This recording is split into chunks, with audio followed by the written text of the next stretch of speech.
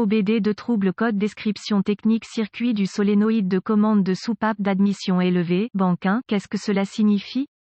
Ce code est un code générique de groupe motopropulseur OBDII, ce qui signifie qu'il s'applique à toutes les marques et modèles de véhicules 1996 plus récents, bien que les étapes de réparation spécifiques puissent varier selon le modèle. Sur les véhicules équipés d'un calage variable des soupapes VVT, le module de commande du moteur, module de commande du groupe motopropulseur ECM, PCM, contrôle la position de l'arbre à cam en régulant l'huile moteur via le solénoïde de commande pour changer la position de l'arbre à cam. Le solénoïde de commande est commandé à l'aide d'un signal modulé en largeur d'impulsion PWM provenant de l'ECM, PCM. Le CM, PCM surveille ce signal et si la tension est supérieure à la spécification, il définira ce code de panne et allumera le voyant indicateur de dysfonctionnement 1000. La rangée 1 se réfère au côté du moteur avec le cylindre croisillon 1. Assurez-vous de vérifier selon les spécifications du fabricant.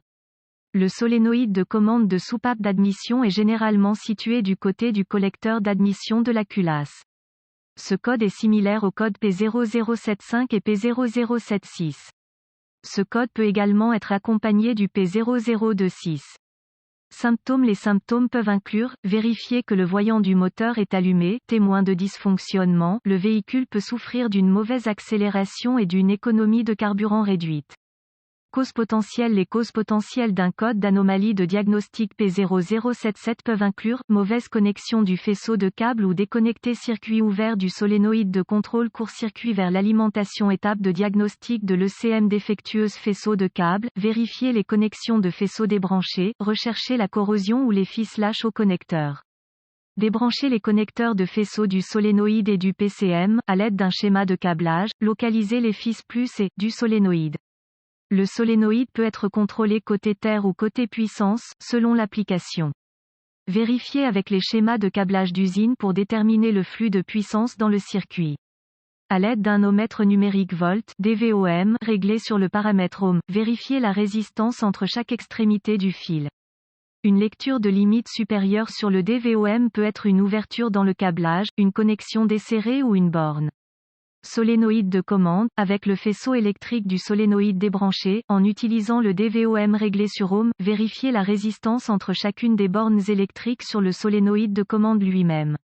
Utilisez les spécifications d'usine ou un bon solénoïde de contrôle connu, si disponible, pour déterminer s'il y a une résistance dans le solénoïde. S'il y a une limite supérieure ou une lecture de résistance très faible sur le DVOM, le solénoïde est probablement défectueux. Court-circuit à l'alimentation, débranchez le faisceau du PCM, ECM et localisez les fils du solénoïde de commande. Le DVOM étant réglé sur l'échelle de volts, connectez le fil négatif à la masse et le fil positif au X, fil S, au solénoïde de commande. Vérifiez la tension, s'il y a de la tension, il peut y avoir un court-circuit dans le faisceau de câble. Localisez le court-circuit à alimenter en débranchant les connecteurs du faisceau et en testant le câblage vers le solénoïde. PCM, ECM, si tout le câblage et le solénoïde de contrôle sont corrects, il sera nécessaire de surveiller le solénoïde pendant le fonctionnement du moteur en sondant les fils au niveau du PCM, ECM. À l'aide d'un outil d'analyse avancé qui lira les fonctions du moteur, surveillez le rapport cyclique commandé au solénoïde de commande. Il sera nécessaire de surveiller le solénoïde pendant le fonctionnement du moteur sous différents régimes moteur et charge. À l'aide d'un oscilloscope ou d'un multimètre graphique réglé sur l'échelle du rapport cyclique, connectez le fil négatif à une bonne masse connue et le fil positif à l'une des bornes du solénoïde lui-même. La lecture sur l'outil multimètre doit correspondre au rapport cyclique commandé sur l'outil d'analyse. S'ils sont opposés, la polarité peut être inversée, connectez le fil positif de l'autre borne de fil au solénoïde et testez à nouveau pour vérifier. Si le signal détecté par le PCM est constamment activé, il peut y avoir un problème avec le PCM lui-même.